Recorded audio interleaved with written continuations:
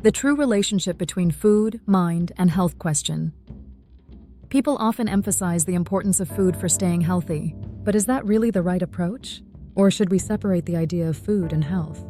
Answer: the importance of food is self-evident, isn't it? It's through food entering our mouths that our bodies function and allow us to live our lives. Even our souls live alongside our physical bodies thanks to this. Everything is interconnected. However, we need to think about food in the right way. No matter how good the food is, if your mindset is off, if your thoughts are negative or you get angry, then that food can act differently in your body. Also, we should live a good quality life, but often we don't due to circumstances. People don't know what they're lacking, so they simply seek good food thinking that will fix things. That's when greed for food begins. And when greed for food sets in, illness follows. Yes, it actually makes us sicker. The most foolish and ignorant people are those who become greedy for food. Without even realizing it, they're becoming ignorant. The more refined a person is, the further away they are from food greed. They no longer judge their life based solely on food. Instead, they begin to judge through knowledge. As a person develops intellectually, they equip themselves with wisdom and move further away from food cravings. So does that mean you don't eat? Of course you eat. But depending on your mindset, you naturally eat the right kinds of food. If your mindset is elevated, who do you meet? Intelligent people. When you converse or work with such people, the appropriate food appears. A suitable place to rest also becomes available. When you meet a person of high value, the kind of food meant for them will be presented to you. Somehow it just appears. So eat what comes to you. The kind of people you meet affects the kind of food you receive. In other words, it all depends on your mindset. If your mindset is low, you meet low-level people and can only access low-quality food. But if your mindset is high, you meet people of higher quality who bring more substance into your life. They take care of you with sincerity. And naturally, you get better food, better tools, better materials, all of which you use to do your work. So whether we live well or poorly is not based on others trying to help us live well. It's based on the quality of our mindset. In this era of change, the kind of life you live is determined by your own energy quality. If you act with low quality, then you live in low quality conditions. If your quality is high, then you live accordingly. Good food will naturally come to you, you don't have to chase it. Now, if your energy quality drops, what kind of food should you eat? You should eat food that matches that lower energy. If such food has come to you, it's reflecting your current energy, so be grateful and eat it. Even if it's just vegetables, eat them with gratitude and it becomes nourishing. It's your mindset that makes something nourishing, not the food itself. Also, if you've behaved badly toward others, the food that comes to you contains poison. What kind of poison? The negative energy from people who made that food with bad thoughts toward you. On the other hand, if someone prepared food for you with sincerity and love, that food becomes a tonic. It's filled with incredible energy. But here's the key. If you eat good food, you need to live up to the value of that food. If you take that food which someone else could have eaten and don't live up to it with meaningful work, your body will fall ill. This is a mysterious principle. Don't chase good food. Instead, ask yourself, am I doing my part in life? Am I eating gratefully and contributing to society? These days, food is very intellectual. In the past, we might have just eaten boiled barley, but now we eat globally sourced, refined meals. Every one of them handled by someone. That's energy transfer. So when we eat international cuisine, we must also think about how we can contribute to the world. That's how we avoid illness. Society supports us, and if we live off that, we must give something back. Otherwise, we'll fall ill. We need to understand the root causes of our national health issues. It's time we learn about the laws of nature. Receiving and eating only the best won't make you healthy. If you don't live up to the value of what you've received, illness will follow. That's why we see increasing cases of cancer and other diseases. People eat what others have lovingly prepared, but they don't work. That lack of balance creates karmic debt. This is the karma we're creating today. For example, if your daughter-in-law carefully prepares food for you, you must do something meaningful for her in return. You can't just keep accepting her service and do nothing. That thinking will bring illness to your body. You need to think about why you're sick. It's not just because you ate the wrong food. Even if you eat good food, if you don't live up to it with corresponding actions, your body will suffer. That's why our people are sick.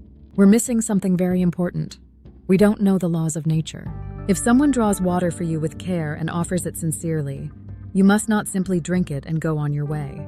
You need to do something helpful for that person. Otherwise, illness will come to you. If one person gives with sincerity and the other just takes without giving back, it violates natural law. You must repay the effort made for you. Otherwise, don't accept the service. If you just want water, go to the stream yourself. But if it comes from someone's sincerity, you must honor that value. Do you know why homeless people don't get sick? Because they don't eat food given with great care and sincerity. That's why they don't get sick. Do dogs get sick from eating dirty water? No, but these days even dogs are getting sick.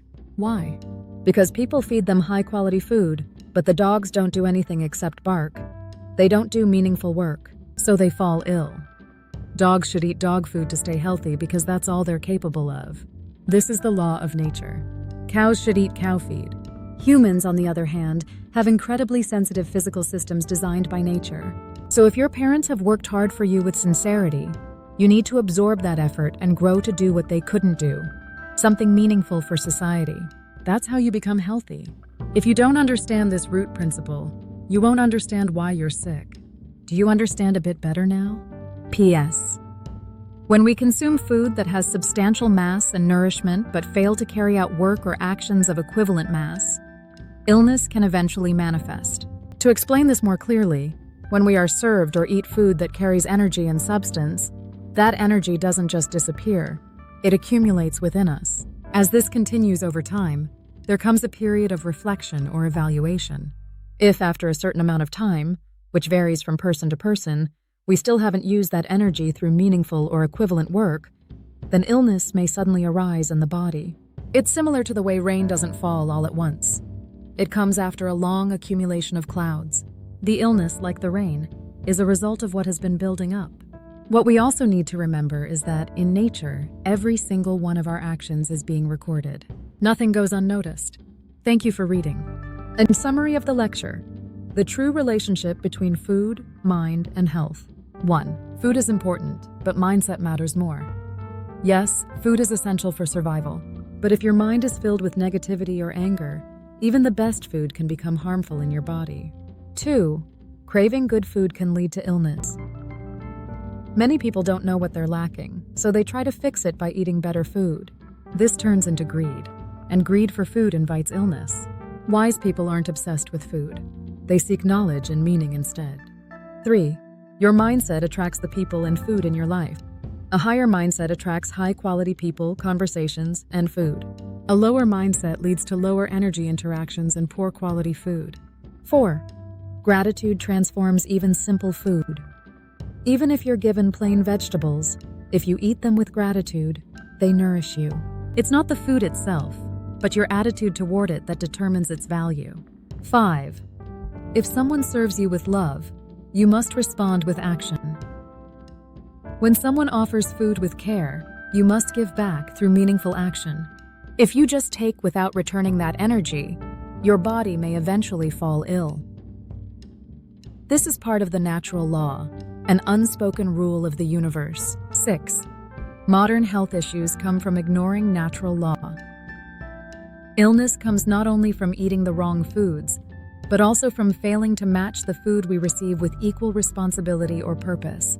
Even animals get sick today because we feed them food beyond their nature, without requiring them to earn it. 7.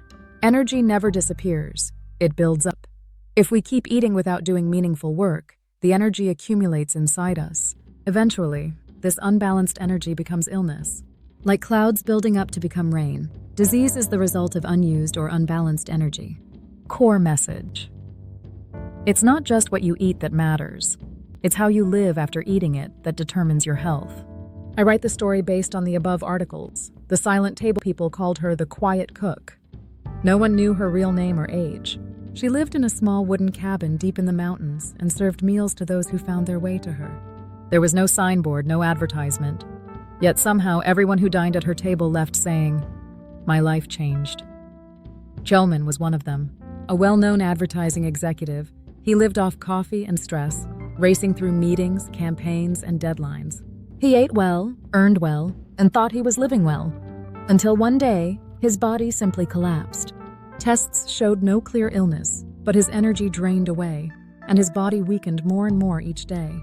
Are you talking about that mountain cabin? They say only the sick go there. On a recommendation from a friend, he climbed the mountain and found the silent woman's home. He knocked hesitantly. A quiet, older woman in a black apron opened the door and led him wordlessly to a wooden table. His first meal was barley rice, leafy greens, and a bowl of soybean soup. "That's it?" he asked. She said nothing. Still, with each spoonful, something settled in him. A warmth. A strange peace. He stayed for a few days. Each meal was just as simple. The woman remained silent. Yet after every meal, he felt clearer, lighter. On his fourth day, he couldn't hold back his curiosity any longer. "What's in this food?" he asked. "Why do I feel like this?" She looked at him for a moment, then spoke softly. "It's not the food that changed you. You changed." He blinked. "Me?" She gently pointed to the table. "What you've received here isn't food. It's sincerity. You've spent too long chasing what others made, consuming effort without returning anything. That's why your body grew sick." Her words struck deep. He thought back on his life, how much he'd taken and how little he had given back in return. He had consumed so much, yet contributed so little. After their meal, he stood and spoke with newfound resolve. "I want to create something for others, too." She nodded. "If your intention is true, your illness will leave." CHEON returned to the city and left the advertising world behind. He started a small publishing house, sending free books to people in need. Life became simpler, but his health returned. And more importantly, so did his sense of purpose. Years later, he climbed the mountain again, hoping to thank the silent cook. But her cabin was gone. In its place stood a single wooden sign beneath a large tree. "Pass on the warmth you once received. That is health. That is nature. That is life." He bowed deeply. "Now I understand," he whispered. "Health doesn't come from food, but from the sincerity behind it." From that day forward, CHEON prepared meals for others with care, always listening, always sharing. His table remained humble, but the warmth it offered, unspoken and deeply felt, never left.